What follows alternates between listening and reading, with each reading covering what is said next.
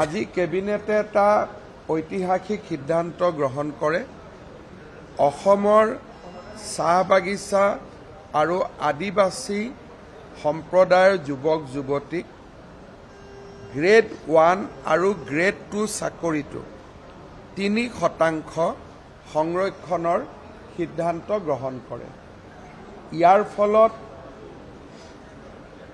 ACS অফিচাৰৰ পৰা APS অফিচাৰৰ পৰা অধ্যাপক অধ্যাপিকালৈকে চাহ বাগিচাৰ শ্ৰমিকৰ সন্তানে 3% ৰিজাৰ্ভেশ্যন পোৱাৰ পথ প্ৰশস্ত হ'ল আৰু অহাবাৰ ACS পৰীক্ষাৰ পৰা এই সিদ্ধান্ত কাৰ্যকৰী হ'ব। বাকী পথসমূহৰ ক্ষেত্ৰত আজিৰ পৰা যি এডভাৰটাইজ ওলাই তাতে এই 3% ৰিজাৰ্ভেশ্যন কাৰ্যকৰী হ'ব। গ্ৰেড 3 আৰু গ্ৰেড 4ত আছিলে, গ্ৰেড 1 আৰু গ্ৰেড 2ত আমি কমিটমেণ্ট কৰিছিলোঁ কৰিম বুলি।